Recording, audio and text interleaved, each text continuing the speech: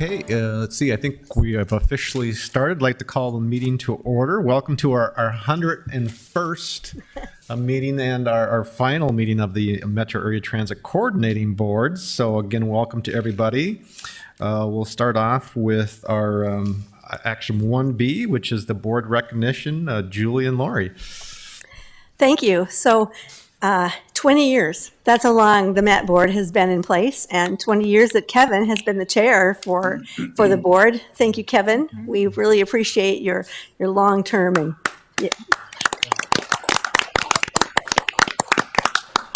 we've accomplished a lot in those 20 years, and this is just a brief up on the PowerPoint, some of the highlights, the really big accomplishments.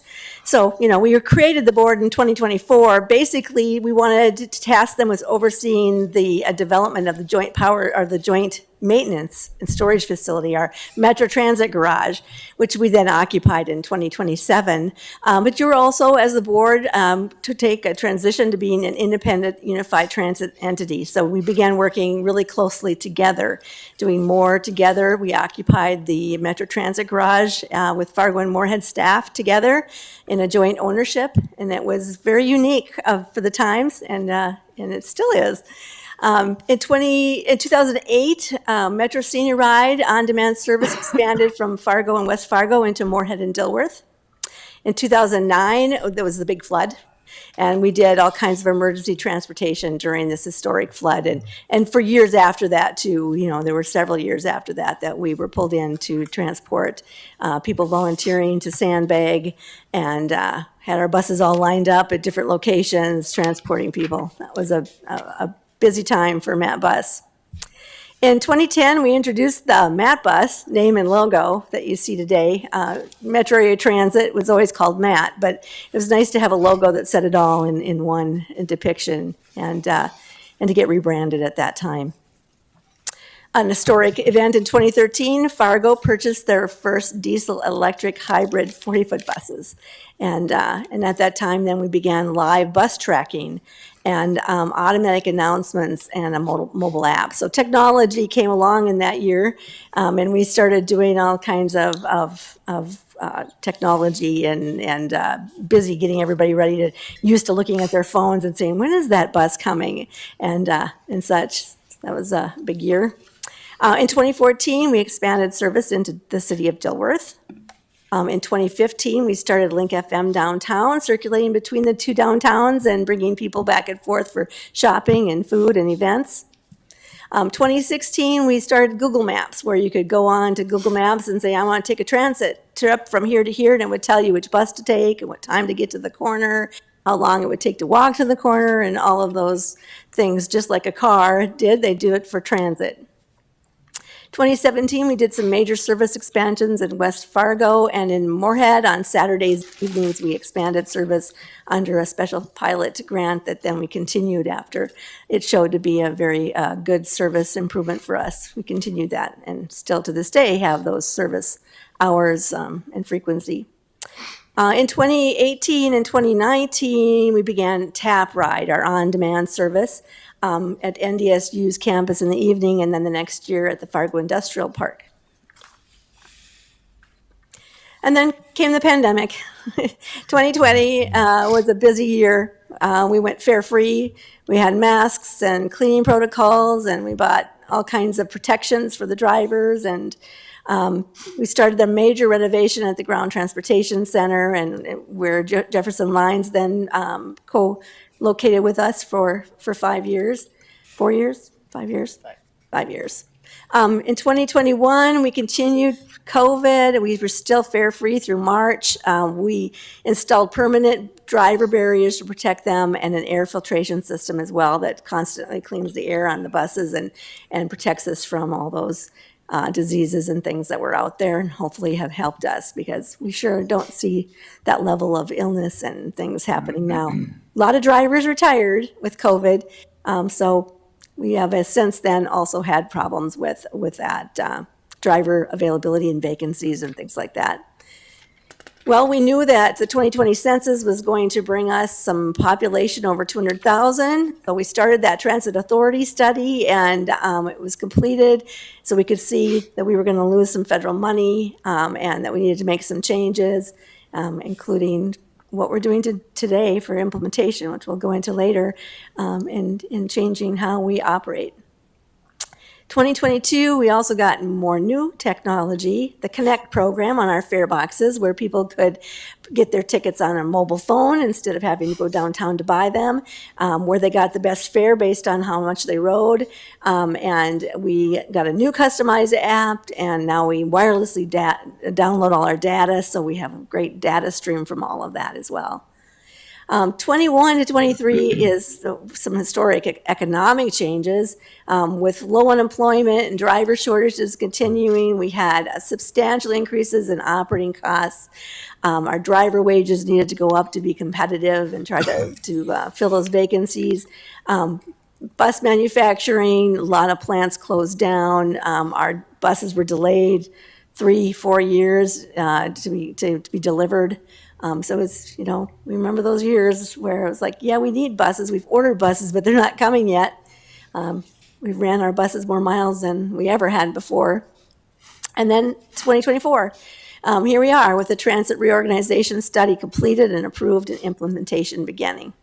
And that is where we're at today. This year in 24, we also implemented new software.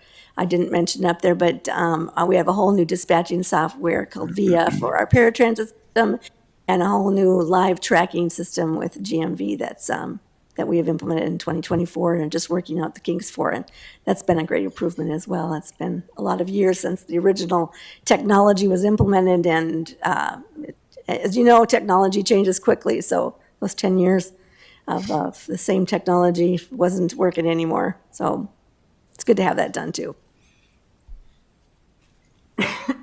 Well, Lori and I would like to present Chairman Hanson with a special gift from us. I will.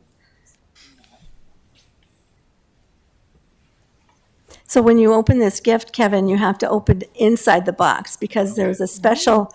We had a local artist do something for us on, and it depicts Fargo and Moorhead.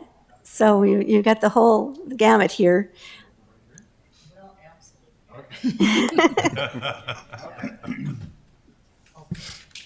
Kind of like Christmas Day and everybody's watching. Yeah. Where's our gift go?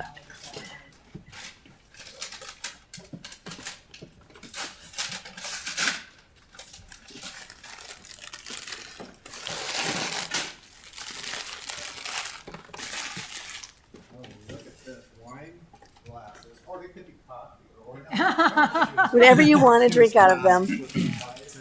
Very nice. Thank you so much. Yes, you're welcome. There's another one in there with a different ones. team Okay. mascot on it. Oh, we got. You got one of all the each. schools. We got a dragon. They're all represented here. Bisons and dragons. Okay. Thank you so much. You're welcome. Oh, That you can get some use out of okay. Thank you as so the much. cold is encroaching upon us. But Okay. just thank you so much. Oh. You have been so supportive and wonderful. Thank you so much. Thank you. You are welcome.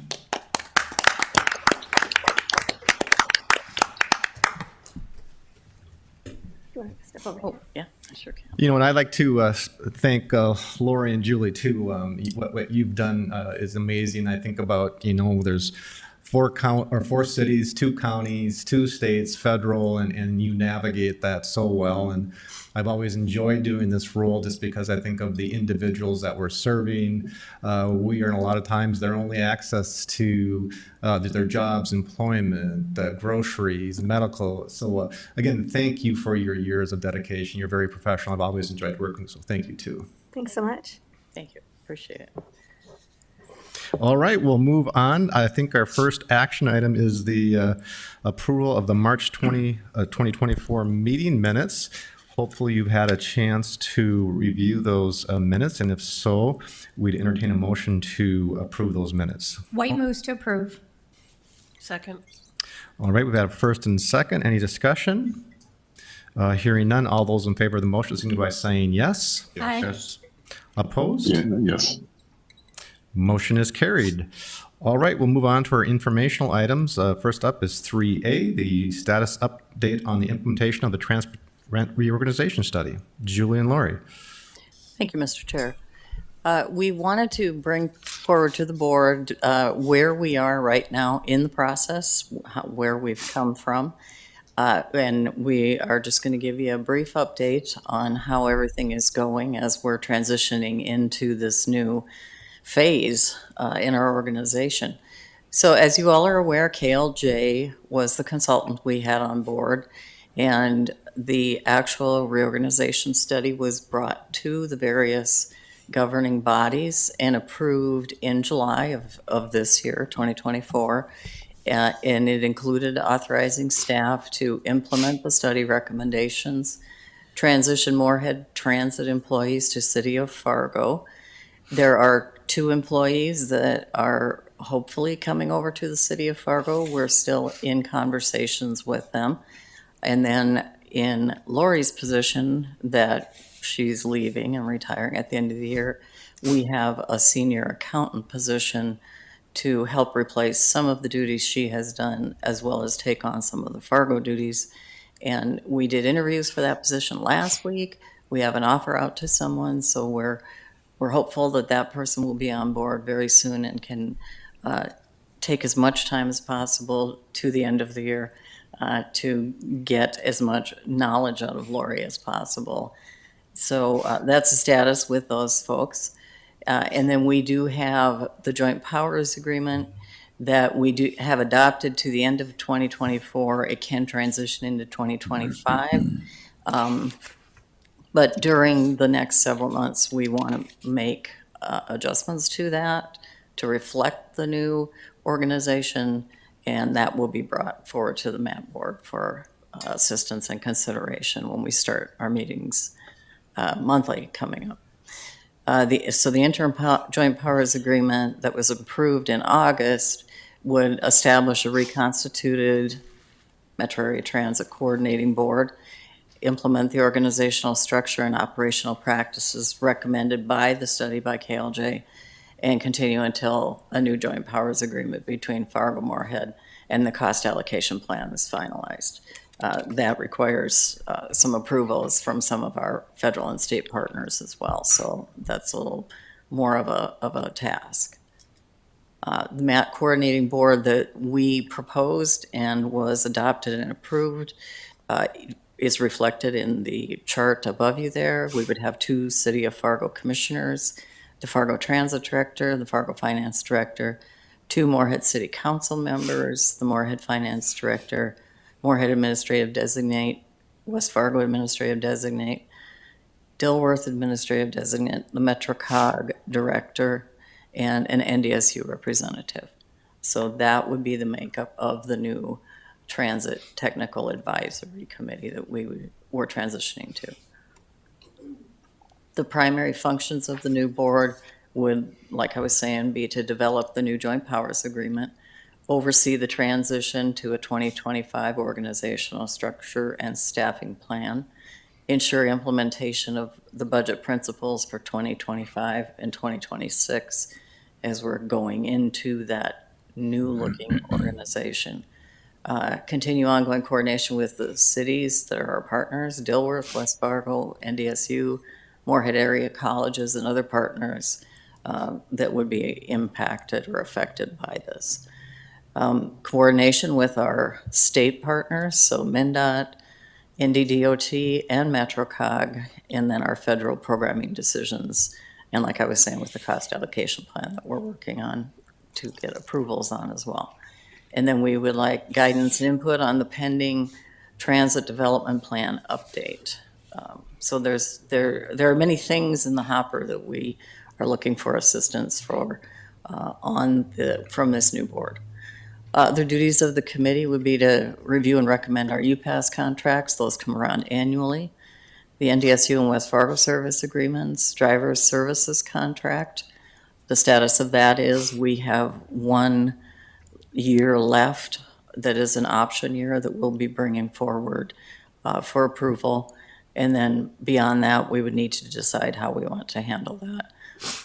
Any general contracts and agreements we have, there are many, marketing and outreach, capital planning, facility development, system operations and service planning, our mobility management functions, and any emergency preparedness and vehicle leasing that would be pertinent. Staffing and support, like I was saying, the Moorhead staff are transitioning into Fargo staff beginning December of 2024. And the senior accountant position will be, as I was saying, replacing many of Lori's functions and taking those over, but also some of mine and some of the other staff, administrative staff that is in our organization.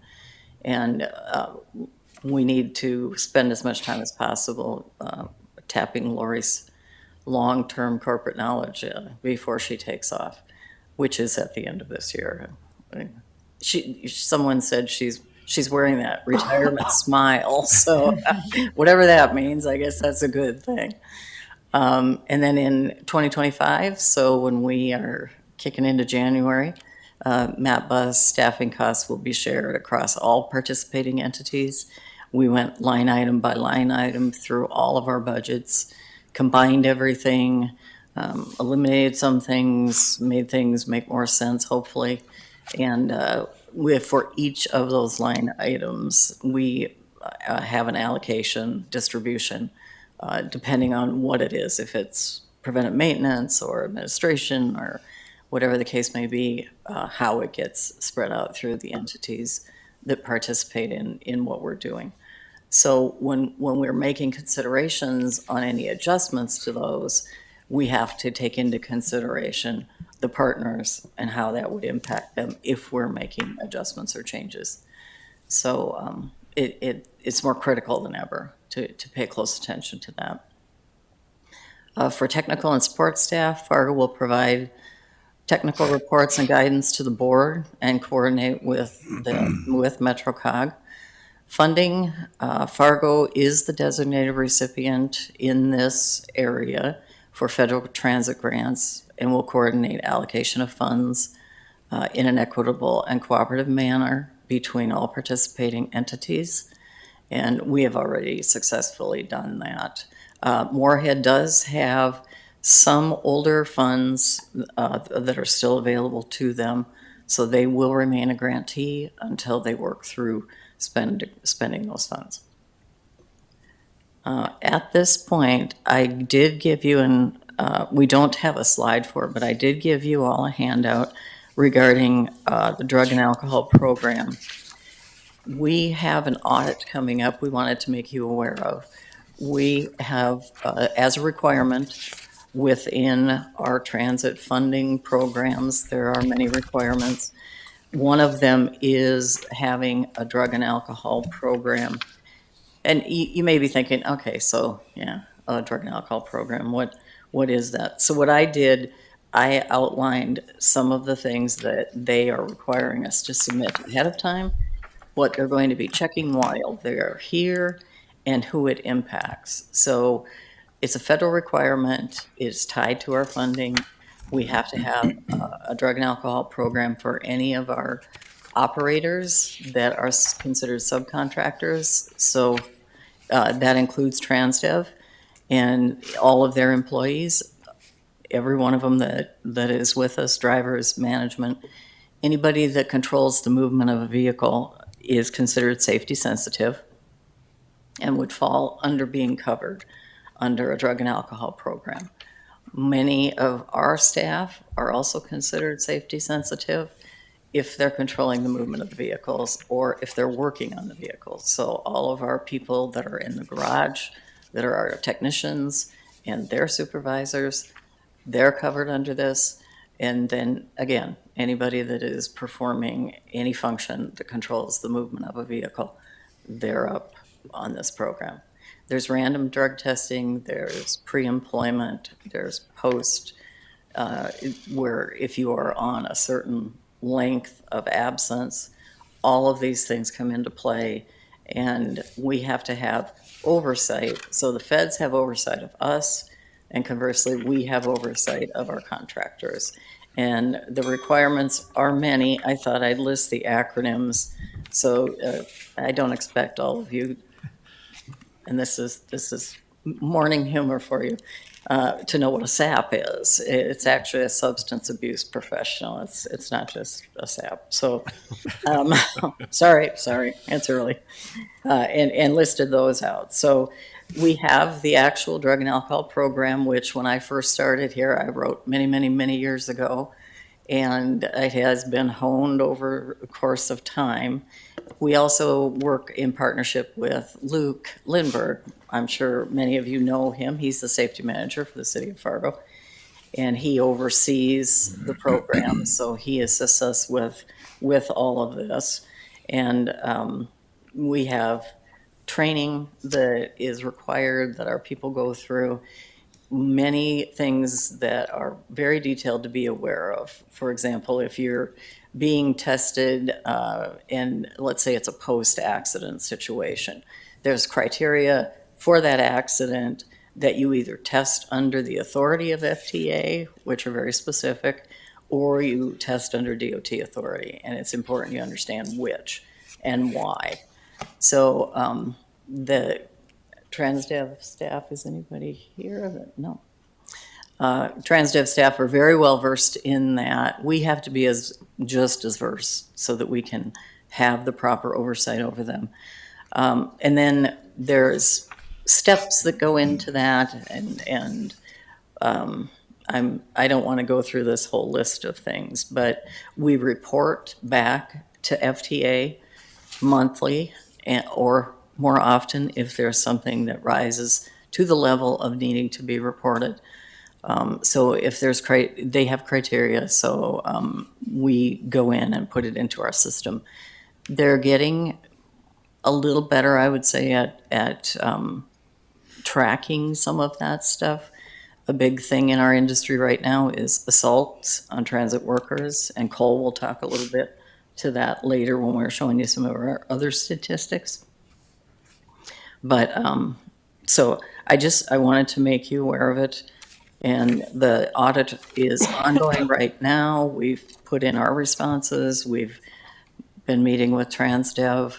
They've been putting in their information. And then the auditors will be on site the third week of October. And they'll be here for 2.5 days, going through files, interviewing our staff, interviewing TransDev staff, interviewing Luke. So again, it's a federal requirement. It's just a small piece of our program that we have, but I wanted to make you aware of the upcoming audit and the impact it has on our staff and operations. If you have any questions, I'd be happy to answer them. Okay. Any questions for Julie and Lori? Thank you. Julie, I'm just curious. I'm seeing this two different ways. Our minutes, the last meeting indicated there would be one elected official connected from Fargo and Moorhead, and then today's report indicates there would be two. Am I seeing that correctly? 2 City Commission, Fargo, 2 Moorhead City Council. Which is it in the end? I believe it's 2 of each. Okay. Yes, Thank you. you're welcome. Thank you, Mr. Chair. I just wondered, I wanted to go back to also some issues with the reorganization. And I know for those of us up here, everything you've talked about these are things that we've been talking about for quite a while, not just here, but we've taken it back to our elected bodies as well. But for some of the folks that will no longer be represented, I want to just, and I know we probably talked about this at one time, but just revisit a little bit of that process that we are working through to make sure that they know the new lines of communication. I'm thinking in particular of the Moorhead campuses that they have seats now, but that I actually don't recall anybody being at a meeting recently, so they may not have heard some of the things, and they also haven't had this come back to a deliberative body on their campuses. So what have we been doing to make sure that they're well aware of the changes and know the new lines of communication after this takes place? So the Moorhead colleges had the people who represent the MAT board have changed over on all 3 colleges recently. And so we have new people And so what we have done is have some online meetings with them as we came up with the UPass agreements for the 2024-2025 academic year. And we have added Cole Swingen, the Assistant Director of Operations from Fargo, into those discussions so that all of the colleges were meeting together, including NDSU with those Moorhead colleges. We have presented them with a cost allocation of how we came up with the UPass fees and applied it across the metro area all equally the same. So in the future, they're not on the board because they are not a purchaser of service. The board members are actually people who are purchasing service from the system. Rather, they are a revenue contract, and so, that we could give them fees so that their students can ride unlimited on the transit system and reduce parking on campus. And it's a win-win for both the colleges and MatBus to have that kind of partnership and relationship. In addition, we plan to have meetings with them, with our marketing staff, so we can help them with marketing transit on campus. We do that now with, we have orientations, but we also have done some digital advertising and things like that with the campuses to keep that MatBus up there as a great solution for parking issues and transportation that's affordable. Thank you. Any other questions? Okay, we'll move on to information 3C, the operations report. Cole and Lori.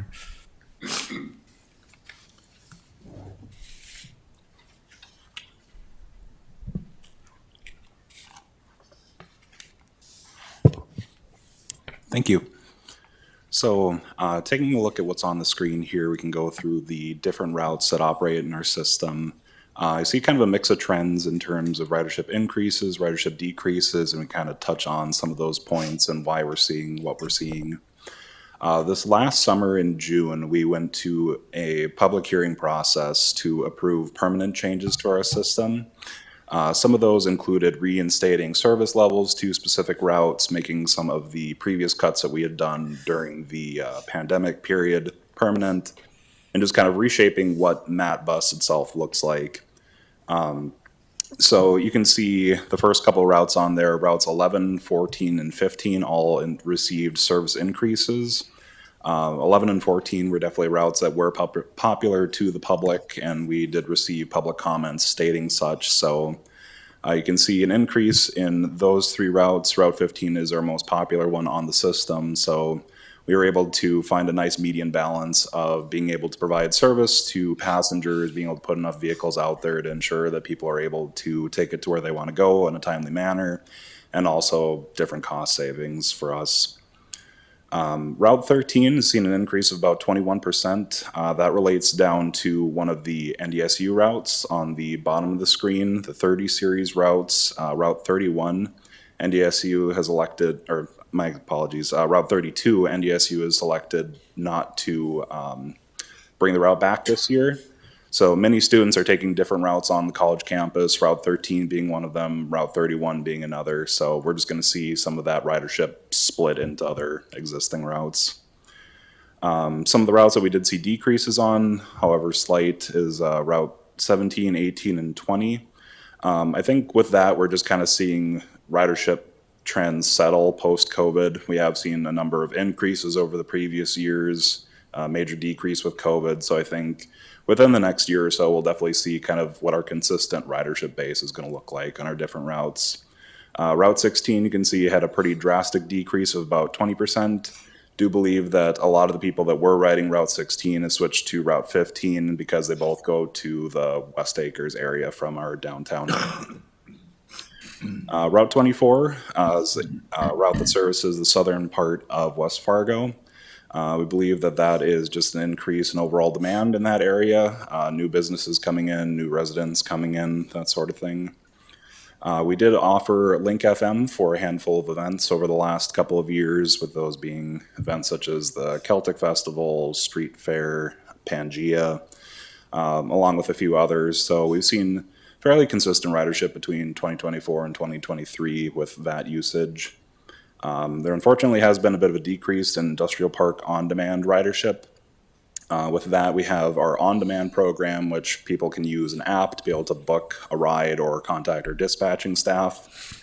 And we have set businesses that people can be picked up at and be dropped off at specific businesses or our transfer points to get onto our main routes, with those being West Acres and formerly the Whaleville Wash on 12th Avenue North. As we've talked about in the previous years, paratransit has seen a slight increase year after year. We did see a major jump in that post-COVID with a lot of individuals retiring, that sort of thing, or silver tsunami as we call it. We're seeing that continue here, about 7.3% increase from the previous year. So a lot of people definitely utilize the service and need the service. So it's good to see that we're able to provide that consistently for our passengers. Then, as I had mentioned, that bottom line there is all NDSU serviced routes. Route 32 is no longer operating, but we have seen increases on Route 31, which goes along the main NDSU campus, Route 33, which goes down to the off-campus, Berry Hall, Cly Hall, that sort of thing. So good to see that there. Route 34 last year had a very unprecedented increase in numbers. That jumped up 30-some%. So again, kind of like the other routes, we are just seeing things shift and settle in terms of ridership, both for our regular riders and the NDSU students. And then the other on-demand service that we offer is up on the NDSU campus itself. We've seen that be a very popular option for students in the past, and again, post-COVID, just seeing that returning. So Moorhead, also seen some changes, some up, some down. Route 1 is the one that serves Concordia College, and their ridership has been decreasing. Route 2 is the one that serves MSUM campus, and again, we're seeing a little bit change in ridership. We also had some reduction in services on Route 2. Our midday 15-minute frequency during the school year was removed during the driver shortage, and that has been reinstated here in August. So we plan on seeing that go up with that reinstatement of service between 2:30 and 6:30 in the afternoon, where there's 15-minute frequency on campus and around town. Route 3 serves Southeast Moorhead, that goes through some areas of campus as well and goes out to the East 10 area for shopping. Route 4 is our most popular. It's our Route 15 of Fargo is Moorhead's Route 4. It does go by the Churches United for the Homeless and the Clay County Family Service Center out to the Walmart area, serves North Moorhead. It's been on a major detour with the 11th Street underpass. I think we have a detour changing on that one almost every day as another street opens and another street closes. So seeing a rise of 9% is a good thing, considering all of the changes that are occurring on Route 4. Route 5 services MSUM campus and also south of the interstate, and has been fairly stable. Route 6 is the Dilworth bus route, and we see growth there in the Dilworth system, which is good. And Route 9 is Southeast Moorhead, the Menards area, Vista Center, the Horizon Middle School in that area. So those 6 and 9 are interlined routes that have only hourly service and don't operate at night, but they are picking up ridership, so it's good to see that. So overall, for January through September, we are seeing an overall increase in Moorhead of 1.76% when you go across all of the different bus routes. And we're getting closer to recovering what was happening prior to the COVID. As you can see up there in the 2019 figures, we were up over 350,000, and we're getting closer to 300,000. So we are recovering some of our COVID ridership over the years as people get back on the transit system. Yeah, that can also be seen for the Fargo section of our routes. I think that it's very positive to see that people are coming back to ride and utilize our services. Obviously, a lot of things did happen and change with COVID. There have been some route reductions. But like I said, back in January, we held our public hearings to reinstate some of those services, and I think that's why you can see that Fargo's percentage is up a bit higher than Moorhead's, as we just brought back some of the things that people were looking for. So then taking a look at college-specific ridership, you can see here, overall, most of the college ridership is up, not including Concordia. NDSU is up slightly at about 4% increase. MSUM has a pretty drastic increase of about 27%. Concordia is unfortunately down about 21%. M-State's up 12%, and then NDSCS up about 31% with 70 additional rides. So overall, seeing positive trends there. Like Lori said, we can reach out to the different colleges to do marketing opportunities. Kind of educational pieces for the students are definitely very beneficial. That's one thing that we've seen with the various orientations that we attend.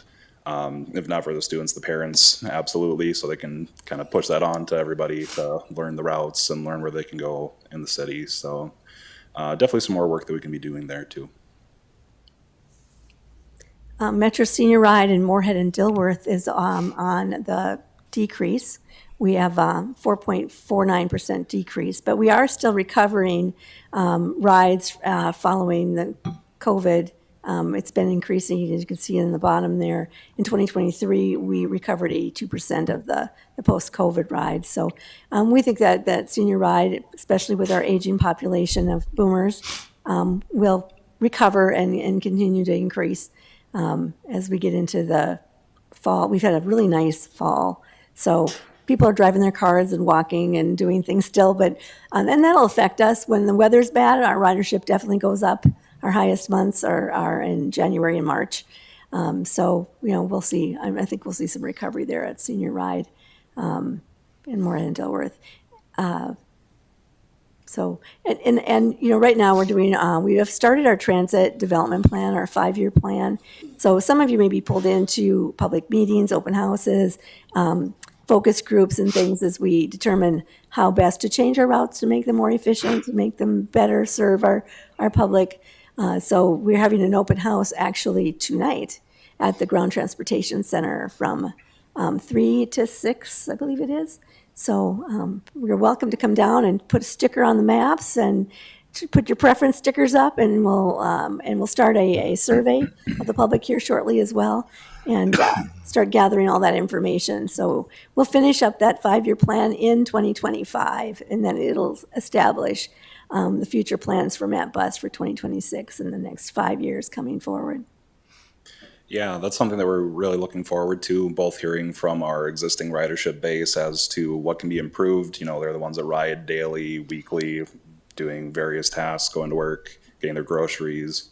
So hearing from them to see what can be improved in our existing system, and then also hearing from non-current riders about what could we potentially offer at Matt Bus that would make, kind of your average person ride, that would entice more people to utilize the system. So always a good opportunity to kind of learn what the metro area needs in the last 5 years and looking ahead for 5 years too. And I have to say, echoing what Kevin said, how important public transit is to our citizens here. I mean, some of the riders that we lost after COVID were our convenience riders who it went by their home, it went to their workplace, and it was convenient for them to ride, but they had other opportunities. Some of them started working from home. And, others, during COVID switched to their personal cars to keep away from people. But, the people who are transit dependent still need to get everywhere that they need to get groceries and get to work and get medical and all of those things. And so maintaining service levels is really important to our citizens and our transit dependent public. It's like, when you drive a car, they don't necessarily close the road and you can't get anywhere. You could take a different road, but it gets to be more difficult when you're transit dependent. And I encourage all of our elected officials and boards to try transit for a week and see what it's like to be dependent on transit to everywhere you need to go. And you'll recognize how important that service truly is. And how important the roles are that you play as a board member and the new board will play in continuing to make that a good service for our citizens. So, thank you. And this is just a graph here that showcases ridership throughout the year for different years, excluding 2020, because obviously that was very odd in terms of different patterns there. But as you can see, 2019 ridership is significantly higher than anything we've had in the past couple of years. 2024's ridership, we have seen an increase like we talked about in the previous slide, but it's interesting to see the different trends, and a lot of this has to do with weather and different things like that too, where some years will be nicer during certain periods where others won't, and we'll see either increases or decreases based on the time of year. But overall, we are seeing an increase, so it's something positive for us to look at. The reason 2020 is not up there is we were not tallying rides the same way. People weren't using their cards or their because of the free rides, so we didn't really have a good feel for how many passengers were riding. The drivers were manually tallying them, and so it's not the easiest numbers to compare to. And then we'd also like to go over some statistics at our main downtown hub here, the Ground Transportation Center. As Julie had mentioned before, one of the things that we want to be looking at in the next year is safety and security for both our bus operators, our dispatchers, as well as just the general public utilizing our services, making sure that we're able to make everybody feel safe and comfortable utilizing that. There's also been various input from the federal government stating that more attention should be made towards safety and security. So we're just taking a look at what we can do there. There'll definitely be more to come with all this. We're looking to potentially have conversations with local police departments to kind of learn their thoughts, maybe do any sort of partnership opportunities that are available, anything along those lines. We also do have security services that operate for about half of our current operating hours. With that, they assist with various things as to disruptive passengers, assisting passengers get on routes, learning that sort of thing, patrolling for people that are smoking on property, just a bunch of different things there. So one thing that we do internally is keep a feedback system, basically detailing any sort of events that happen on the property. We got a short list here. In the entire year, we've had about 34 incidents or security events, which either police or security staff have been involved in. Recently, there was unfortunately physical violence against one of the security officers on site, where one of the passengers threw a rock at him. Various other instances of public intoxication, verbal threats, public indecency, fighting on property, and then occasionally detox or other services such as that have to be called for passengers. And if anybody would like additional information, I'd be happy to provide on specific instances as well. And then looking at some more positive aspects of what we have going on down at the Ground Transportation Center, we do offer both of our fixed route and paratransit services down there. So we have our dispatchers taking calls at a pretty significant rate. I see we had about 20,000 paratransit calls over the entire year, as well as 14,000 fixed route calls. One thing that we are looking to do next year potentially is the new software that we have, GMV for fixed route, offers a text option or a call option where passengers can either text or call an automated number, enter in a code that's at the bus stop, and then it'll tell them when their next bus is going to arrive based on real-time data. So that might be something that if we're able to implement, we'll see these numbers decrease, especially for fixed route calls, as people can just call and learn exactly when their next bus is going to be there in a matter of seconds.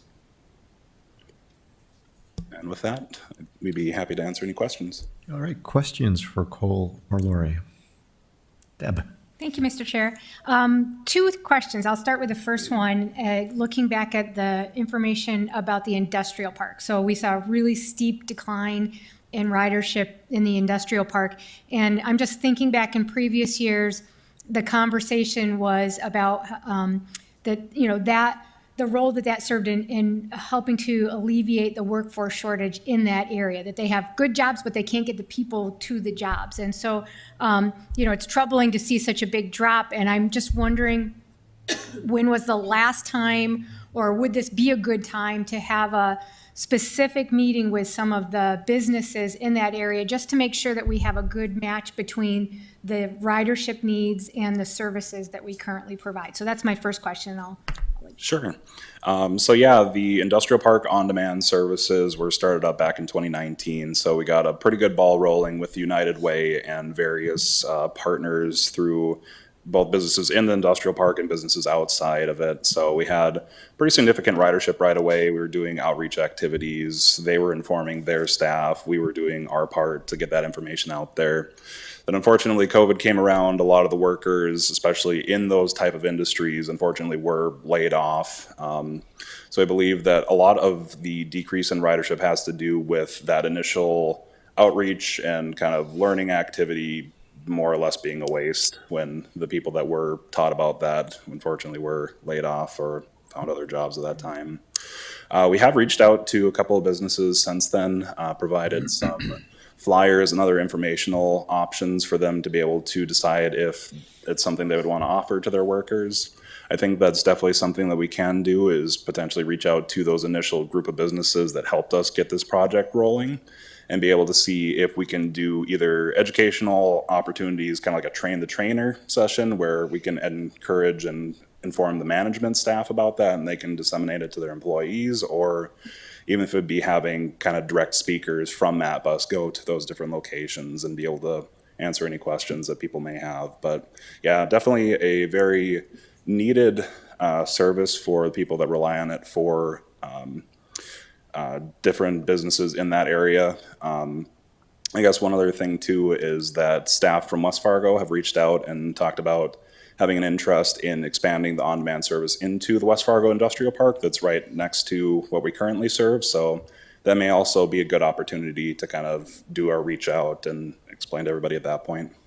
Great. And my second question is about the ridership on the campuses, and some of it is maybe some context with the changes that we saw in a question. So, I love, as a dragon, I love seeing the big increase at MSUM, but one of the things we didn't talk about, and I'm guessing that has to do with 11th Street opening again, because if I recall, that was one of the reasons why we saw a big decrease, is the construction that was going on last year, and now we've got that open again. And so I'm wondering, with Concordia, we see a big decrease. They're down 21%.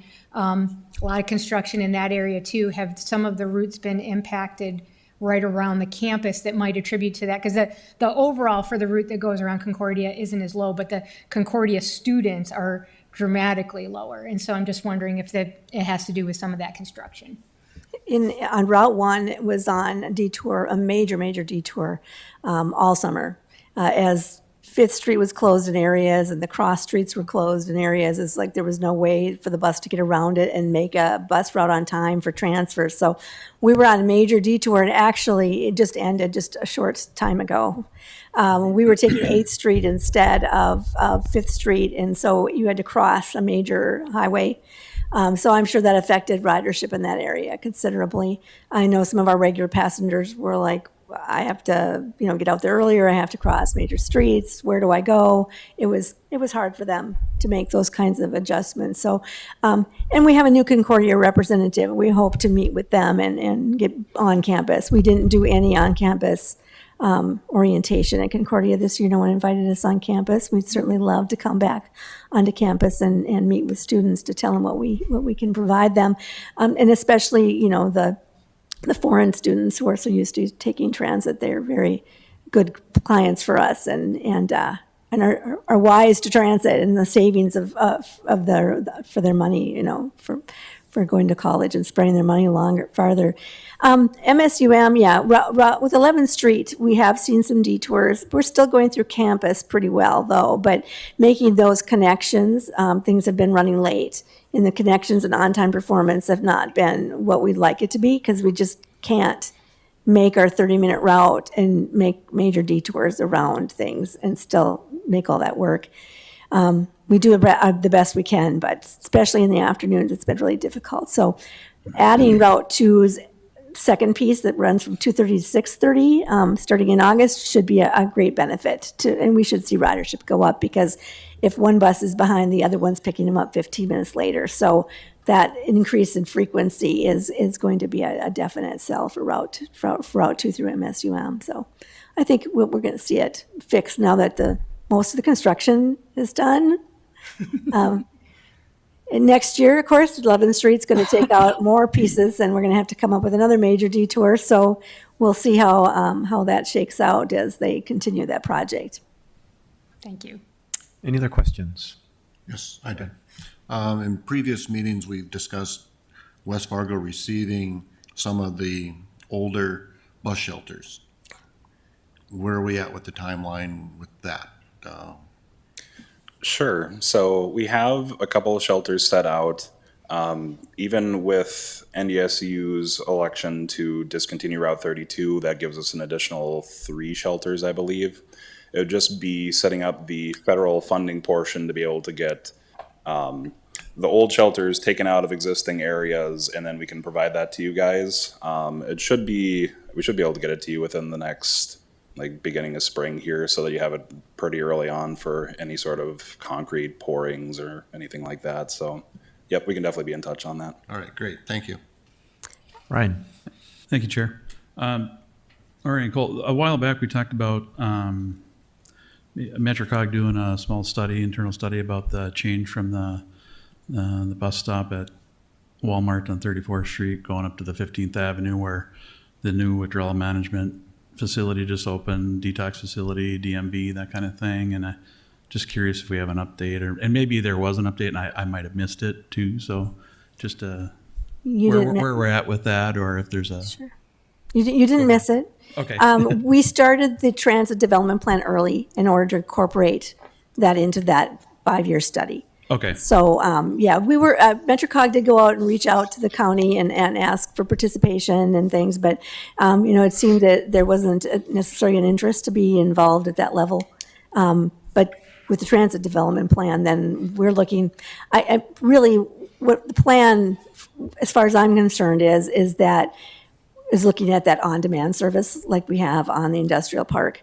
That maybe that would be an answer to some of our areas where we have, it's not the kind of ridership trend that would create the need for a fixed route and a large bus, but might be something that would work well with on-demand service for the infrequency and the distance to travel to areas like the new DMV and the detox center, which are north of Walmart. So, we've asked for those kinds of things to be studied in that 5-year plan to see if that would be a good solution. Same with the Moorhead Industrial Park and Vista Center in Southeast Moorhead. That Route 9's ridership is fairly low, and it might also be a good solution for increasing the territory that you can cover, making those connections with the other bus routes, is looking at on-demand service there as well. So that'll be studied in that 5-year plan. So hopefully we'll have some answers coming up with that. Thank you. Any other questions? Thank you, Mr. Chair. Cole, I'm just curious, when we were discussing the industrial park in 2019, and Commissioner Pepcorn and I were pretty involved, and I would suggest going forward, Commissioner Kolpak also join us, being she's here at the table now. I think that's a high priority. Drilling down to why the changes are. I remember back then there were some that opened at 6 o'clock, some at 6:30, 7, the varying times, but I'd like to see us get a handle on why we're having a decrease. Will that trend turn or change, and how do we improve it? And I don't know the role with the United Way now. Are they still funding us? Can we bring them back to the table?